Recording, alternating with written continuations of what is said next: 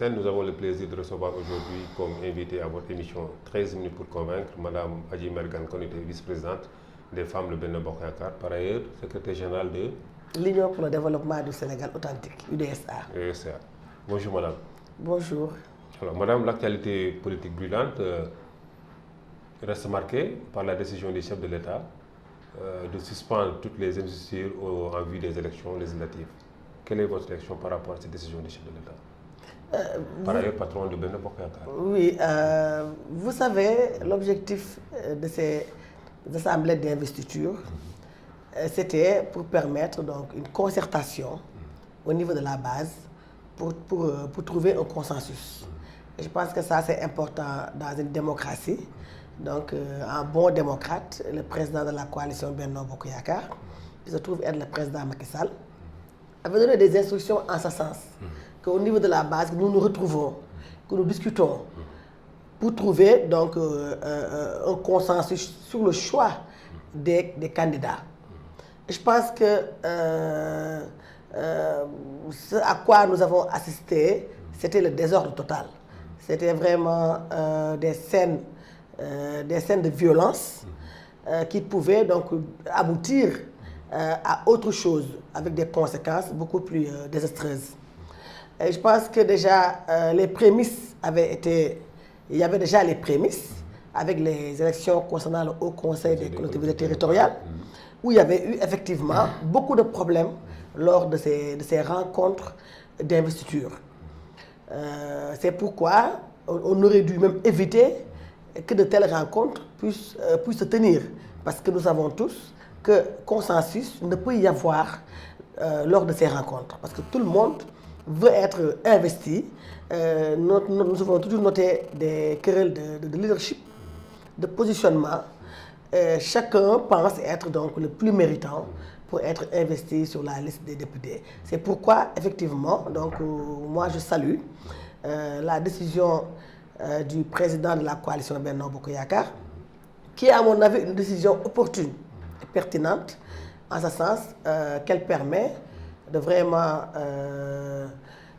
faire revenir les gens à la raison, de pouvoir donner maintenant la décision finale qui doit impérativement et nécessairement revenir donc à la conférence des leaders. Alors, mais est-ce que quelque part aussi, c'est pas aussi une manière aux différents responsables locaux, voilà, de se faire valoir? Parce que bon, au niveau des départements, chacun sait ce que l'autre vaut. En imposant comme ça, je ne sais pas, à la conférence des leaders de choisir à leur place, est-ce qu'il n'y aura pas une frustration à l'arrivée? Non, je ne pense pas. Je pense pas. Et d'ailleurs, c'est la meilleure décision. Et c'est la meilleure stratégie. Et comme j'ai dit tantôt, nous devrions même commencer par ça. Non, mais je veux dire, les leaders ne vont pas choisir. Oui, les leaders ne vont vont pas choisir parce que tout simplement, au niveau de la base, au niveau des départements, tous les responsables locaux qui sont candidats donc, à ces investitures ont leur leader qui participe à la conférence.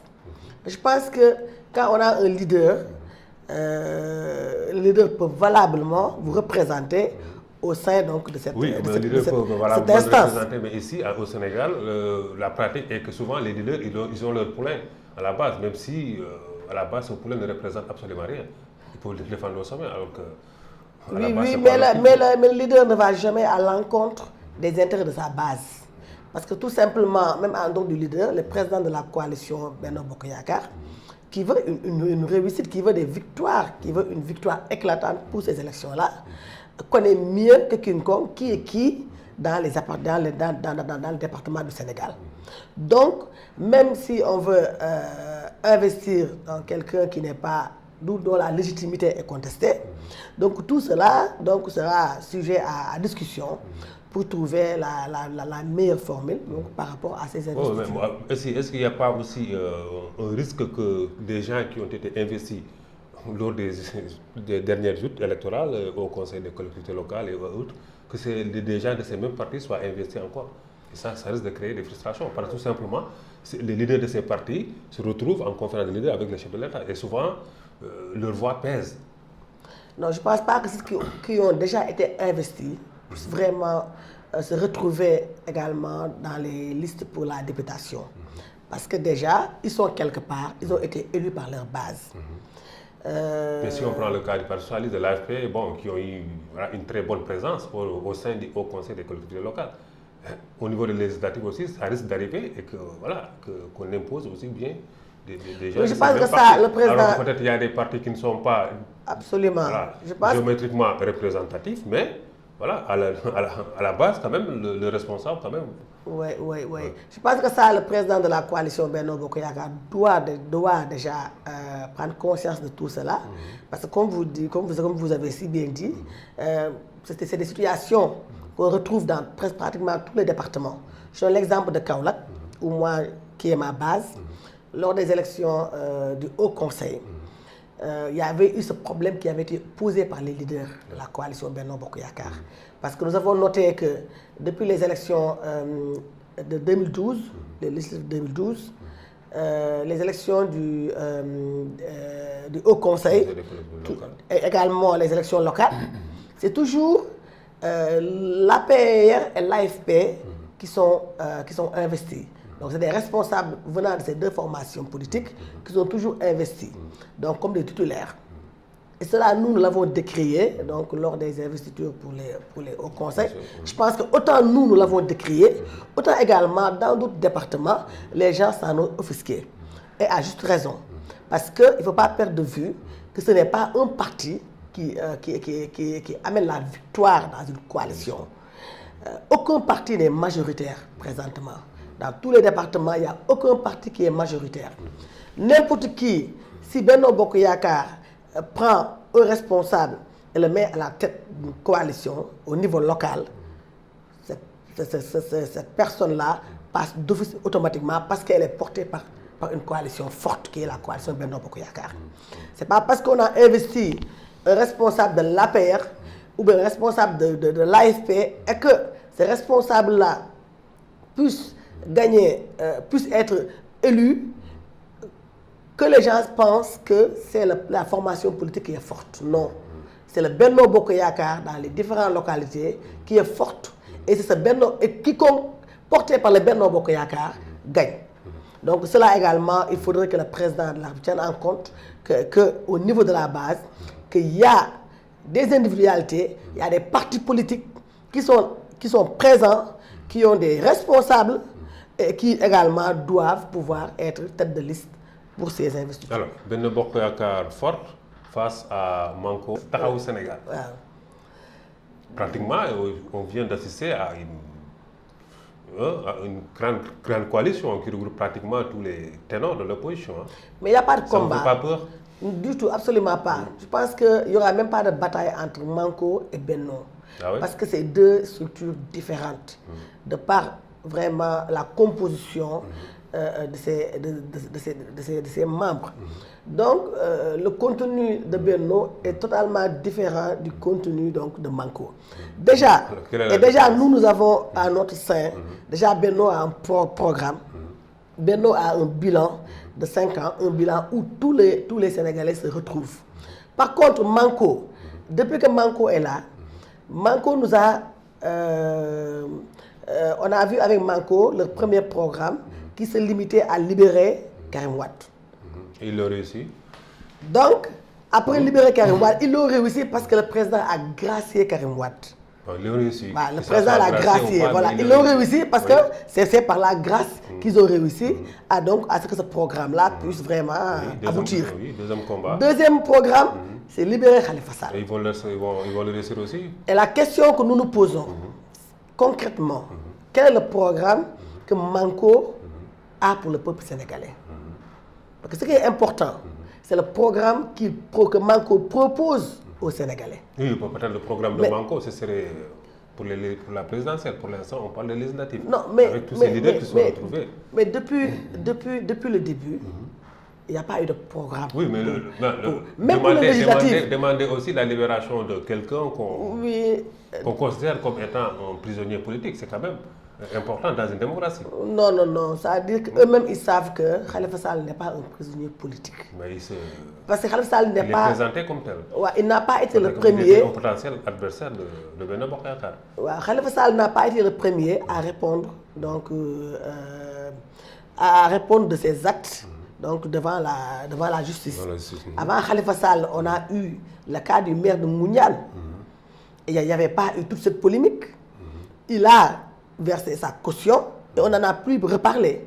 Donc Khalifa Sall aurait dû également passer par le même procédé pour pouvoir bénéficier d'une liberté provisoire. Oui, mais le ou maire bien, de Mouniane, il a en cautionné, attendant, peut-être lui, il a reconnu les faits. Mais ici, c'est des accusations dont il dit être victime. Oui, oui, oui. Il dit que c'est des accusations, mais il n'a pas réussi à apporter les preuves de son innocence. Parce que ce qui a été demandé à Khalifa Sall, c'est qu'il puisse apporter des preuves. C'est tout simple. Mais s'il n'apporte pas de preuves, donc dans ce cas, la justice a toute sa liberté de faire le travail donc, qui lui est demandé par le peuple sénégalais. Et je pense que nous devons faire confiance à la justice du pays, qui est une justice indépendante, avec des magistrats donc, dont la probité, donc l'éthique est vraiment saluée, sont salués partout donc, dans le monde. Est-ce positif pour le président Macky Sall? Oui, oui. Si vous ne les réussissez pas, bon, adieu, 2019. Non, toute élection est importante. Toute élection est importante. Mais celles-ci sont déterminantes. Oui, une élection est toujours déterminante. Une élection est toujours déterminante. On risque d'assister pour la première fois à une cohabitation. Il n'y aura pas de cohabitation. Donc, parler de cohabitation, c'est vraiment peine perdue. C'est une perte de temps de parler de la cohabitation. Ce n'est pas possible. Je ne pense pas que... vous savez, le Sénégalais est mature.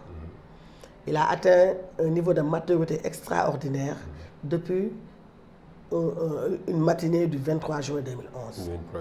Je pense que maintenant, personne ne peut tromper le peuple sénégalais. Le peuple sénégalais sait pertinemment que l'intérêt du pays, l'épanouissement et le bien-être des populations ne peut présentement être pris en compte que par le président Macky Sall et les alliés qui sont avec lui dans Benno Bokk Yakaar. Et ce qui nous conforte dans ça, c'est le bilan du président, qui est un bilan élogieux dans tous les domaines.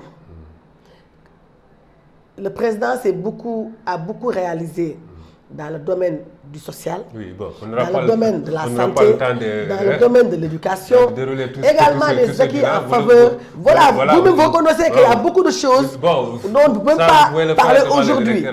Voilà. Mais pour les législatives, je pense que les yeux sont très serrés, donc vous risquez d'être... Non, non, non, il n'y aura pas de cohabitation, parce que le Sénégalais sait pertinemment qu'en confiant au président Macky Sall le pouvoir d'État, en le consacrant comme le président de tous les Sénégalais, le Sénégalais va également lui confier le pouvoir parlementaire.